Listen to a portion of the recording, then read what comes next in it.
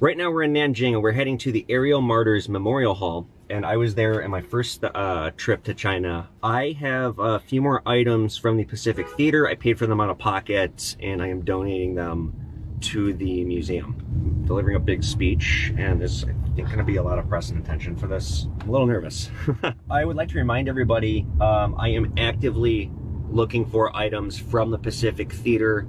If you have anything, today I'm donating a knife, a handwritten letter from a Japanese soldier, and a couple photographs. They're innocuous. They're not anything bad. I should say they don't depict anything bad. But if you have anything related to this conflict, I am actively looking to buy it and put it in the hands of museums here. So please reach out to me, let me know. I'll pay more than a fair price. I'm happy to give you credit if you want credit. This person today did not want credit. They wanted to remain anonymous. But this is the right thing to do. These items belong in museums. This is such important history to the Chinese people. Well, good afternoon, everybody. I have a few words I would like to read when we're done here, but I'll show you what I have brought from Minnesota today. First, I have a Japanese knife. I also have a series of photographs here. Some Japanese soldiers, one of them we see holding a katana, probably taken between periods of conflict. It looks like they're leisuring. Another photo here of Japanese troops in uniform standing in what appears to be a Chinese city. And then finally, for photographs, it appears to be a Japanese soldier, and I would think that this is Japanese press sitting with him. And I'm under the impression all three of these photos were taken on Chinese land. So it's Japanese occupiers standing inside of China. And then finally, I have a letter from a Japanese soldier, and there's a photo of him writing this letter.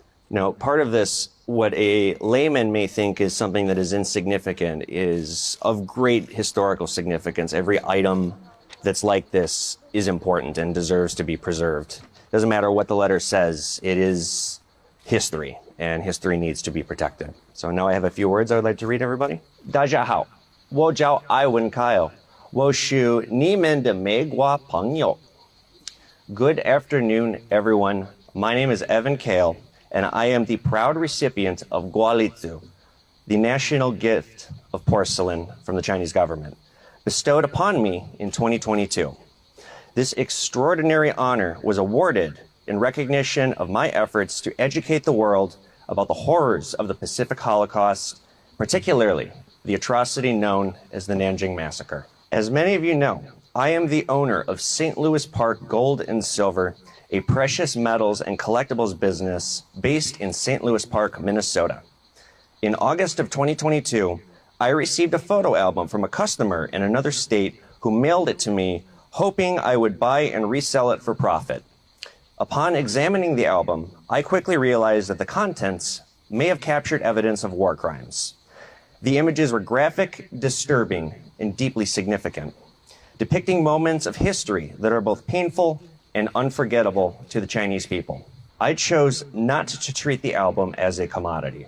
Instead, I paid for it out of my own pocket, and I donated it directly to the Chinese Consulate General in Chicago. Since then, I have unexpectedly found myself in the spotlight, not only for my role in bringing greater attention to the Nanjing Massacre, but also as a symbol of peace and friendship between the United States and China.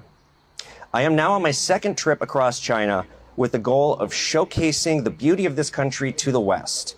It is my hope that this will deeper foster cultural understanding, promote tourism, and strengthen diplomatic ties between our nations. But I come today with more than goodwill. Since receiving the national gift of porcelain, I have taken it both as an honor and a responsibility to continue serving as a guardian of history. I believe deeply that historical memory must be preserved, studied, and shared if we are to avoid repeating the atrocities of the past. As I often say, history must be protected in all its forms. Recently, the United States suffered a devastating tragedy. A series of wildfires tore through Los Angeles, claiming lives and reducing entire neighborhoods to ashes. As I watched the news, I couldn't stop thinking, what priceless pieces of history might have been lost? What photographs, letters, or relics kept in private homes vanished forever. It is my firm belief that items of historical significance do not belong hidden away in private collections.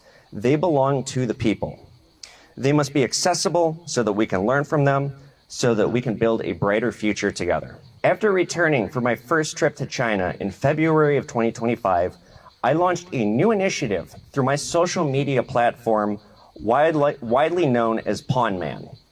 My mission is to locate and recover more artifacts from the Second World War and ensure that they are properly preserved in the hands of scholars and museums where they belong.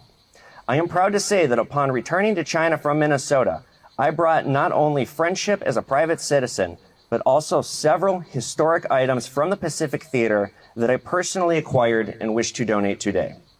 These include a Japanese knife, original wartime photographs, and a handwritten letter from a Japanese soldier. As I stand here today in Nanjing, a city that has suffered unspeakable pain, please don't forget my message. War is never the answer. Peace is the only path worthy of our species. It is honorable. It is dignified. It is our shared duty to protect it. I make this donation not as a diplomat, not as a representative of any government, but as your American friend. One who believes passionately in the power of remembrance, the value of reconciliation, and the hope of a better future. The artifacts I present to you today are symbols of an atrocity, but from this gesture, I hope that we can find healing. Let these relics speak not of the pain of the past, but of the peace that we must choose in the present. With love and goodwill in my heart, it is my deepest honor to be here, to make this donation, and to reaffirm my commitment for protecting history and uplifting peace. It is my hope that through continued collaboration, I can use my voice and my influence in the United States to rescue more items of historical significance and ensure they are placed where they can teach, inspire, and help build a world worthy of generations to come. Thank you all. Oh, thank you.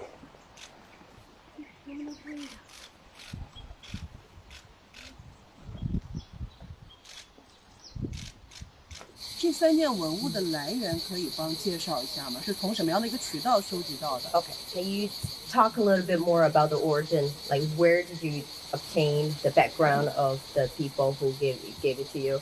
They're my viewers.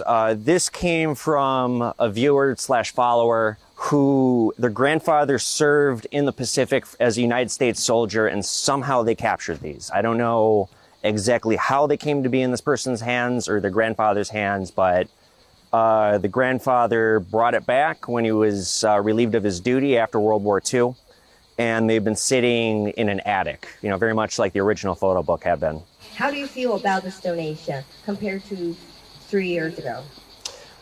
This is mentally a lot more controlled because the first time around was absolute chaos, mainly because people thought I was faking the whole thing and I was using a war crime to get famous. So I've kept this under wraps. I didn't want any scrutiny in America because there's still, unfortunately, people believe that this is all a big hoax still, and that just is due to the American media and what they wrote about me.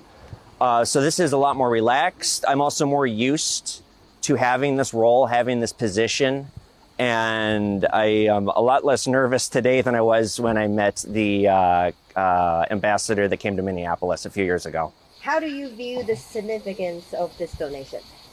Well, every item is historically important. What may seem like something that's not important to somebody might be hideously important to somebody else. All of these items deserve to be protected and studied for future generations to come.